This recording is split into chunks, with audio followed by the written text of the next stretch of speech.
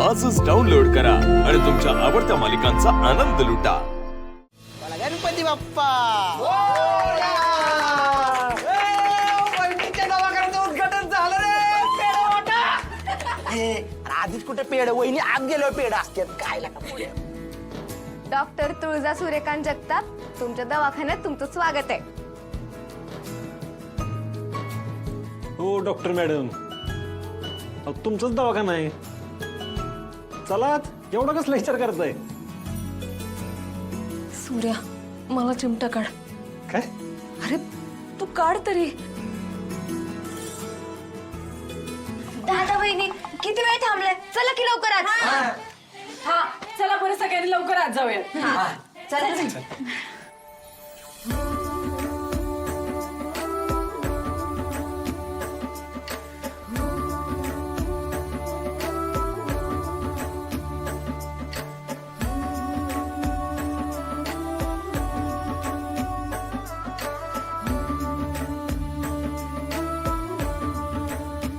वहिनी ते सॉरी बर का, कारण कसं वेळ कमी होता आणि गोष्टी लय करायच्या होत्या म्हणून आता घरातलाच बेड ठेवलाय। अगं पण वय पण तू नको काळजी करूस, आम्ही लवकरच तू दवाखान्यात असतो ना डॉक्टरांच्या, ते पलंग आणतो।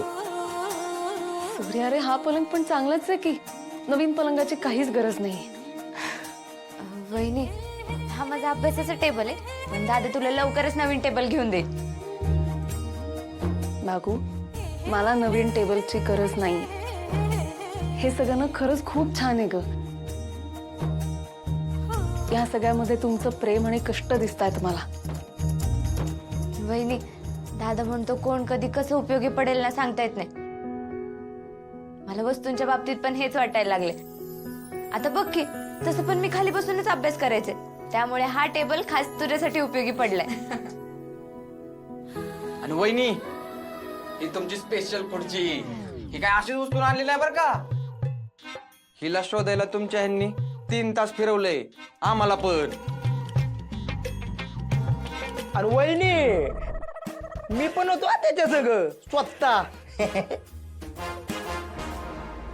काय पण प्रेम तू चाललंय घरातल्या या टिचबोर खोलीत या सूर्यानं अख्खा दवाखानाच उभा केलाय। याच डोकं असं काहीतरी चालेल याचा अंदाजच लागत नाही आम्हाला। वा वा वा वा वा वा वा जावई बापू, एखाद्या साध्या खुर्चीसाठी एखादा माणूस तेव्हाच एवढे कष्ट घेतो का त्याच्यासाठी समोरची व्यक्ती तेवढी मोठी असते।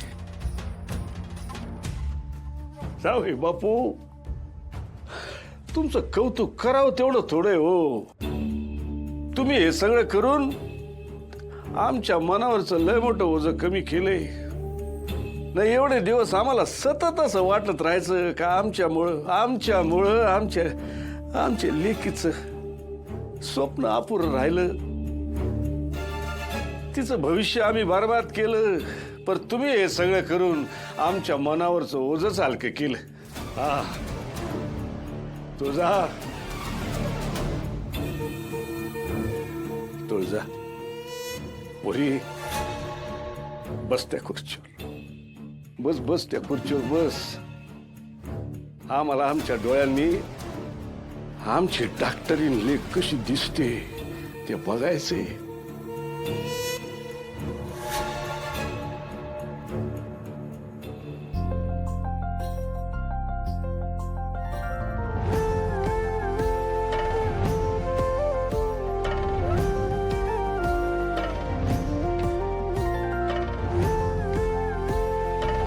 सूर्या मी तुझे आभार कसे मानू ना हेच मला कळत नाहीये रे। नकोच मानू, आपल्या माणसांचं आभार नसतं मानायचं। तरी पण थँक्यू, तुम्ही आज माझ्यासाठी जे काही केलंय ना त्यासाठी मी खरंच खूप आभारी आहे।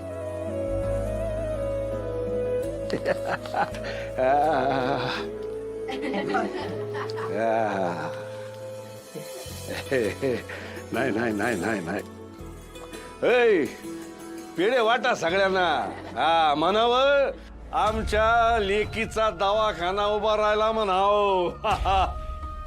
पैशात मोजण्याजोगी गोष्ट नाही, पण हे सगळं झालं त्यात आम्हाला काही मदतच करता आली ना हो. हे जावई बापूने आम्हाला काही पत्ताच लागू दिला नाही, सगळंच एकट्याने करून टाकले. म्हणून हे थोडस ठेवा, यातनं दवाखान्यासाठी काहीतरी घ्या आणि कमी लागलं तर हक्काने सांगायचं बरं का. हा हा हा हा.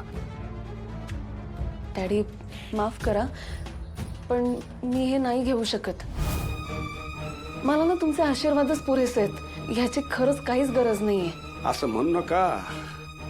बापाची नाही, एका माणसाची आतून होणारी मदतीची तळमळ समजून ठेवा. अहो ही काय साधी सुधी खोली आहे का? हा, हा. लय पुण्याची जागा ही. इथं गावचे लोक येणार, त्यांची व्याधी तुम्हाला सांगणार, तुम्ही त्यांच्यावर उपचार करणार, त्यांना व्याधीपासून मोकळं करणार आणि मग ते लोक तुम्हाला भरभरून आशीर्वाद देणार. आणि त्या आशीर्वादानं तुम्ही, तुमचे संसार, तुमची मुलं बाळ मोठी होणार. त्यात आमचा काहीतरी वाटा असू द्या. तुम्हाला याची काहीच गरज नाही, आम्हाला कळतंय. पण ह्यातून तुमच्या दवाखान्यासाठी काहीतरी घ्यावा. नाही, जावई बापूंनी सगळे एकदम एक नंबर भारी करून ठेवलेले, त्या मानाने हे काहीच नाही. पण हा खारीचा वाटा समजा.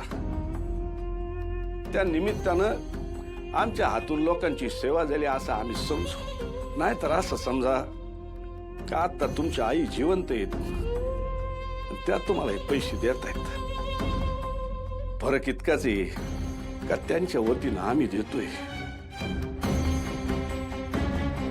नाही म्हणू नका, आमचं मन मोडू नका. हा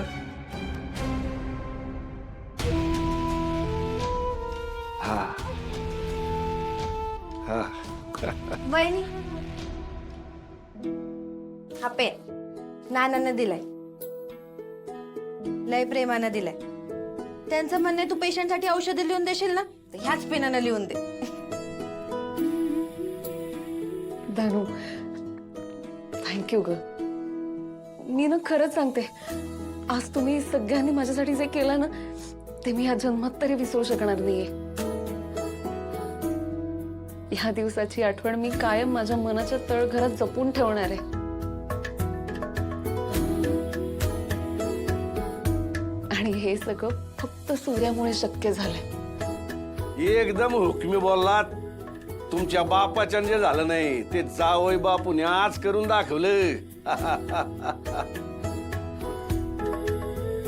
अहो डॅडी, माझं एकट्याचं श्रेय नाही याच्यामध्ये. या कामासाठी ना घरातल्या सगळ्यांनी हातभार लावलाय.